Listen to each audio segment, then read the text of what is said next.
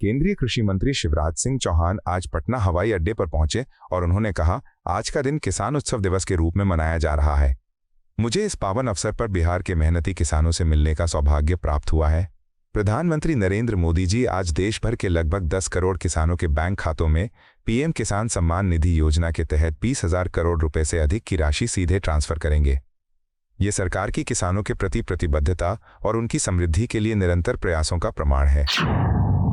आज किसान उत्सव दिवस है और मेरा सौभाग्य है कि किसान उत्सव दिवस पर आज बिहार के किसानों के दर्शन करूंगा। आज प्रधानमंत्री श्रीमान नरेंद्र मोदी जी लगभग 10 करोड़ किसानों के खाते में 20,000 करोड़ रुपए से ज्यादा डीबीटी के माध्यम से अंतरित करेंगे। और ऐसी एक नहीं, अनेकों योजनाएं किसानों की आय बढ़ाने के लिए भारत सरकार चला रही है। बिहार सरकार उसमें अपना योगदान दे रही है। ये प्रधानमंत्री नरेंद्र मोदी जी के नेतृत्व वाली सरकार है। प्रधानमंत्री किसान मानधन योजना, जिसमें किसानों को पेंशन का प्रावधान है। लगभग 2.25 लाख करोड़ रुपए की फर्टिलाइजर सब्सिडी किसानों को भारत सरकार प्रदान कर रही है। केसीसी और बाकी संस्थागत ऋण मिला के लगभग 25 लाख करोड़ रुपया कृषि क्षेत्र में बढ़कर हो गया है। और प्रधानमंत्री फसल बीमा योजना के अंतर्गत भी 2016 जब से ये योजना बनी तब से अब तक 1,83,000 करोड़ रुपया किसानों के खाते में डाला जा चुका है। छत्तीसगढ़ के मुख्यमंत्री विष्णुदेव साय रायपुर हवाई अड्डे पहुंचे और उन्होंने कहा, मैं दिल्ली में था और आज लौटा हूं। मैंने प्रधानमंत्री मोदी से मुलाकात की। इस वर्ष छत्तीसगढ़ के गठन की रजत जयंती है और हम इसे 15 अगस्त 2025 से 31 मार्च 2026 तक 25 सप्ताह तक अमृत रजत महोत्सव के रूप में मनाएंगे। हमने इस समारोह के लिए प्रधानमंत्री मोदी को छत्तीसगढ़ आमंत्रित किया है और उन्होंने आने के लिए सहमति दे दी है। अभी दिल्ली प्रवास था और आज ही लौट रहे हैं और इस दौरान हमारे देश के यशस्वी प्रधानमंत्री आदरणीय श्री नरेंद्र मोदी जी से मुलाकात हुई। और इस साल हमारे छत्तीसगढ़ निर्माण का रजत जयंती वर्ष है, 25 वर्ष पूरे हुए हैं, तो इसको हम लोग अमृत रजत महोत्सव के रूप में मनाएंगे, जो कि 25 सप्ताह तक चलने वाला है। 15 अगस्त से लेकर 31 मार्च 2026 तक रजत जयंती अमृत रजत महोत्सव मनाएंगे। और इसके लिए हमने माननीय प्रधानमंत्री जी को छत्तीसगढ़ की तरफ से आमंत्रित किया है और उन्होंने सहमति दी है। वो पधारेंगे और माननीय हमारे देश के यशस्वी गृह मंत्री श्री अमित शाह जी से भी मुलाकात हुई है। हमारे सड़क परिवहन मंत्री आदरणीय नितिन गडकरी जी से भी मुलाकात हुई है। हमारे श्रम और खेल विभाग के मंत्री श्री मनसुख भाई मांडविया जी, उनसे भी मुलाकात हुई है। और जो जल शक्ति मंत्री हैं आदरणीय CR पाटिल, उनसे भी मुलाकात हुई है और सबसे छत्तीसगढ़ के विकास के विषय में चर्चा किए हैं और सबका बड़ा सहयोग रहता है छत्तीसगढ़ के विकास के लिए। राहुल गांधी द्वारा चुनाव आयोग पर वोट चोरी का आरोप लगाने पर निर्दलीय सांसद पप्पू यादव ने कहा, भाजपा महाराष्ट्र में पिछले दरवाजे से जीते थे और दिल्ली में भी यही स्थिति रही। यहां तक कि सुप्रीम कोर्ट भी बार बार कह रहा है कि अगर कोई गड़बड़ी पाई गई तो चुनाव रद्द कर दिए जाएंगे। भाजपा के नेतृत्व वाली एनडीए पूरी मानसिकता लुटेरों जैसी है। संसद नहीं चलेगी, हम इसे चलने नहीं देंगे। पटना का 3.5 लाख वोट एक महीना में आपको पता चल गया कि 22 लाख लोग मर गए और 35 लाख लोग मिसिंग हैं और 7 लाख लोगों का डबल नाम है। 16 साल में पता नहीं चला। तो सबसे पहले तो आप उसी वोट पर आप प्राइम मिनिस्टर बने हैं, हम लोग चुनाव जीते हैं, तो पहले लोकसभा को भंग कर दीजिए और हम लोग चुनाव में चलिए, हम लोग चुनाव लड़ने चलें। तो हम लोग क्या गलत वोटर पर यदि बन गए हैं तो ये कौन देखेगा? तो इसीलिए मेरा तो सबसे पहला सवाल है कि फर्जी वोटर पर यदि हम लोग बने हैं तो हम लोग को एक्सेप्ट कर लेना चाहिए और नए विधानसभा जितना बने उसको भी डिसॉल्व करना चाहिए। तो आप ये नहीं करेंगे तो महाराष्ट्र में भी आप पिछले दरवाजे से चुनाव जीते और वो भी 5 बजे के बाद 40 लाख वोटिंग कास्ट हुआ। फिर आप हरियाणा दिल्ली की स्थिति वही हुई, जब आपको लगा कि हाँ कोई रास्ता नहीं है और सर्वोच्च न्यायालय आपको बार बार कह रही है और कह भी दिया कि गलत होगा तो हम कैंसिल करेंगे। और आधार कार्ड की वैल्यू के बारे में सर्वोच्च न्यायालय आपसे कहा, उन्होंने यह भी कहा कि अधिक से अधिक जोड़िए, काटिए नहीं, कम से कम कटे।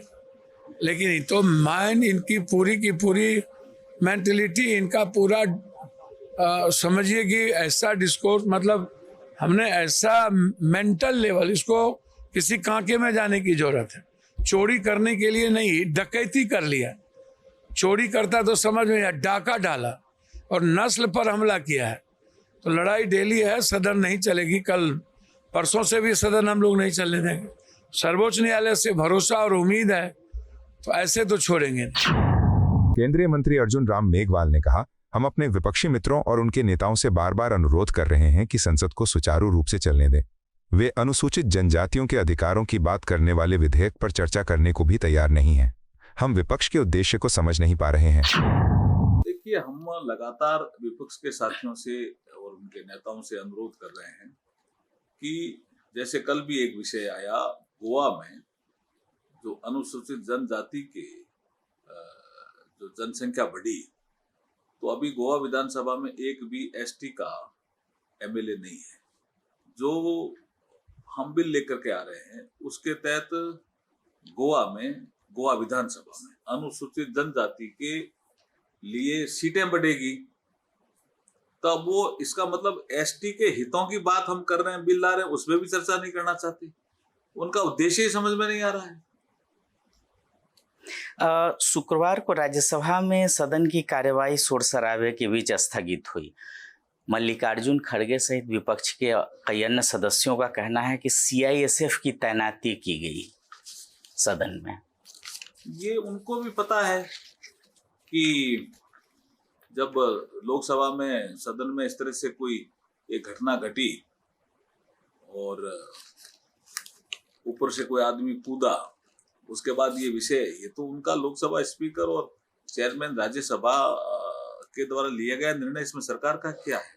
सीआईएसएफ जब वो बाहर काम करती है सुरक्षा के लिए तो सुरक्षा है, और उसके बाद जो मार्शल ग्रुप में काम करती है वो मार्शल है। इसमें क्या विषय है बड़ा? वो तो चेयर का विषय है ना, चेयर से उनको बात करनी चाहिए। दिल्ली की मुख्यमंत्री रेखा गुप्ता ने सुल्तानपुरी डीडीए फ्लैटों का दौरा किया। उन्होंने कहा, 2011 में बने ये फ्लैट गरीब झुग्गीवासियों को दिए जाने थे। हालांकि पिछली सरकारों के लापरवाह रवैये और गलत इरादों ने ऐसा होने से रोक दिया। उनकी मंशा थी कि गरीब लोग बिना किसी बुनियादी सुविधाओं के झुग्गी झोपड़ियों में ही रहते रहें।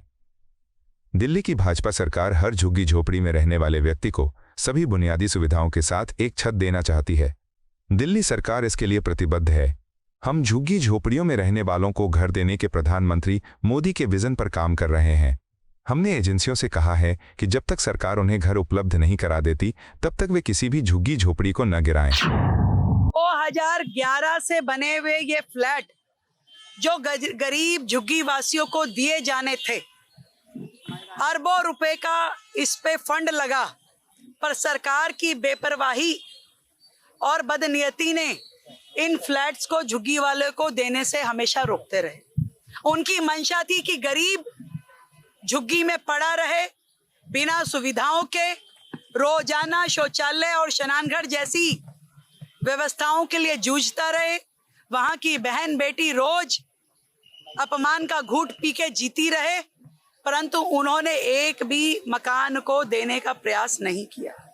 आज ये 50,000 फ्लैट जो जर्जर अवस्था में हो गए हैं, जिनको फिर से करोड़ों रुपए खर्च करने की आवश्यकताएं खड़ी हो गई हैं, परंतु जनता की चुनी हुई भारतीय जनता पार्टी की सरकार जो दिल्ली में आज है, मन से ये चाहती है कि हर झुग्गीवासी को रहने के लिए छत मिले, घर मिले, बहन बेटियों को सुरक्षित माहौल मिले, सारी व्यवस्थाएं मिले, चाहे वो स्नान घर हो, चाहे शौचालय हो और चाहे सुरक्षा हो, चाहे बच्चों के खेलने के लिए पार्क हो और चाहे लाइट, पानी, सीवर की व्यवस्था हो।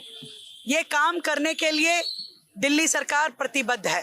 आदरणीय प्रधानमंत्री नरेंद्र मोदी जी के विजन और उनकी कही हुई बात कि हर गरीब को घर मिलेगा, उसको काम करते हुए उस विषय के लिए हम दिन रात काम कर रहे हैं। हर वो संभव प्रयास जो झुग्गी वालों के लिए मकान देने के लिए हो सकता है वो हम कर रहे हैं। हमारी पूरी टीम, हमारे सारे अधिकारी, हमारे मंत्री, हम सब लोग लगे हैं। हम चाहते हैं कि एक एक झुग्गीवासी को हम घर दें और इसीलिए हमने बिल्कुल सख्त दिशा निर्देश दिए हैं कि कोई भी एजेंसी हो, ये कह दिया गया है कि किसी झुग्गी को तोड़ने के लिए जाए ना।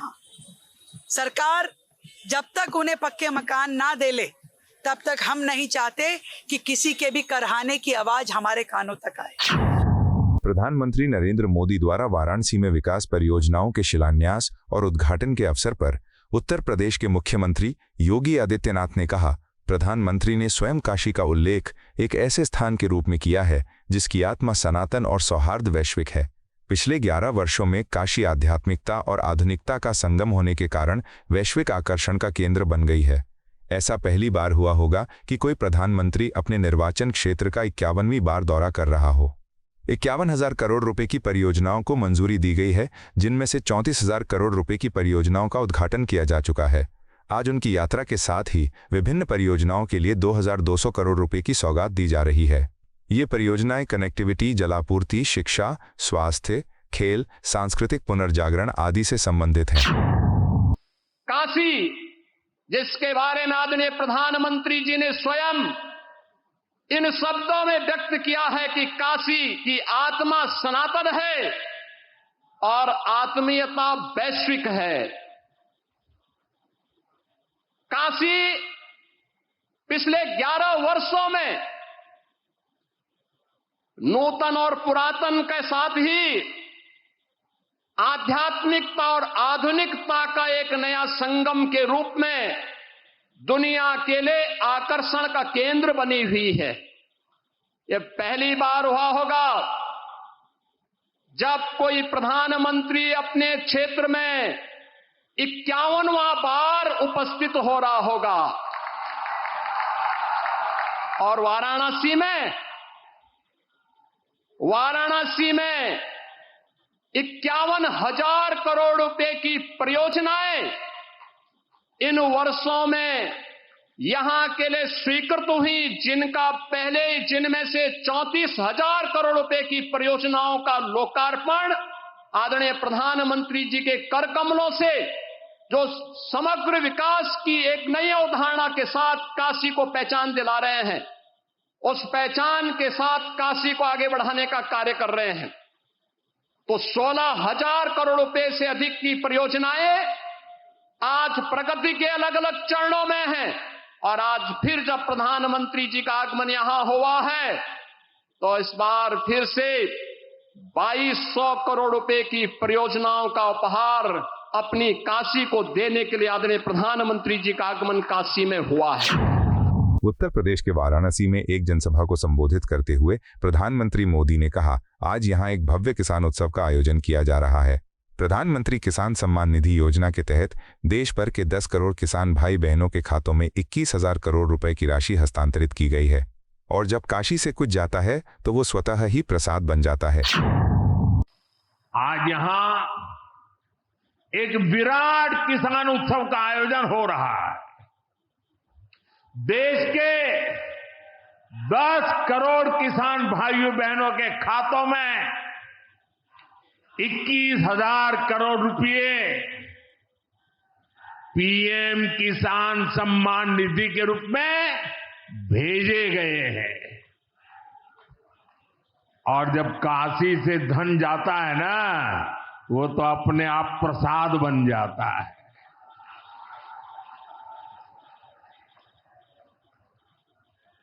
21,000 करोड़ रुपया किसानों के खाते में जमा।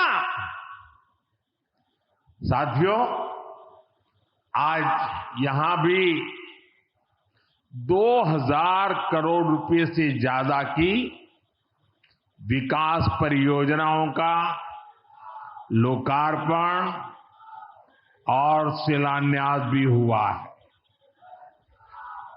बाबा के आशीर्वाद से काशी में विकास की अविरल धारा मां गंगा के साथ साथ आगे बढ़ रही है। कांग्रेस के राष्ट्रीय अध्यक्ष मल्लिकार्जुन खड़गे ने संवैधानिक चुनौतियों पर आयोजित विशाल कानूनी सम्मेलन को संबोधित करते हुए कहा, हम सभी जानते हैं कि हमारा संविधान केवल एक कानूनी कागज नहीं है, ये भारतीय लोकतंत्र की आत्मा है, लेकिन आज हमारा संविधान खतरे में है। भाजपा और आरएसएस संविधान की प्रस्तावना से समाजवादी और धर्मनिरपेक्ष शब्दों को हटाना चाहते हैं। अगर पिछले लोकसभा चुनाव में उन्हें 400 से ज्यादा सीटें मिली होती तो वे संविधान बदल देते, लेकिन आप सबने ही बाजी पलट दी और ये भाजपा के मुंह पर करारा तमाचा है। इसका श्रेय राहुल गांधी जी को जाता है। हम सब जानते हैं कि भारत का संविधान सिर्फ एक कानूनी दस्तावेज नहीं है, जैसा कि इसका जिक्र राहुल गांधी जी ने भी किया और सिंघवी जी ने भी किया, बल्कि ये हमारे लोकतंत्र की आत्मा है। ये प्रत्येक भारतीय को न्याय, स्वतंत्रता, समानता और भाईचारे का अधिकार देता है। लेकिन आज यही संविधान बड़े खतरे में है। सत्ता में बैठे नेता बदलने की बात कर रहे हैं। बीजेपी, आरएसएस के बड़े बड़े नेताओं का इरादा है कि संविधान के प्रियम्बल से सोशलिस्ट और सेक्युलर शब्द को हटा दी जाए। इतना ही नहीं, अगर उनको लास्ट इलेक्शन में, इन्हें 2024 के चुनाव में 400 सीट मिलते तो वो निश्चित रूप से संविधान ही बदल देते थे। लेकिन ये आपकी ताकत है, इस देश की जनता की ताकत है, और करोड़ों जो मतदार है, वोटर्स है, उन्होंने दिशा बदल दी। और मैं ये कहूँगा कि जो 400 पार कहते थे, उनके मुंह पे तमाचा मारा। यही हमारा बहुत बड़ा अचीवमेंट है और उसका क्रेडिट राहुल गांधी जी को जाता है, क्योंकि उन्होंने कॉन्स्टिट्यूशन को छोड़ा ही नहीं।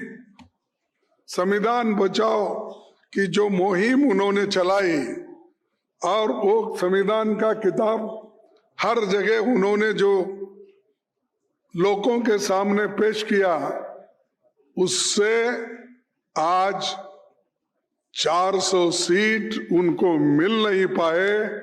संविधान जो खतरे में था, उसको अगर किसी ने बचाया तो हमारे अपोजिशन लीडर राहुल गांधी जी ने बचाया।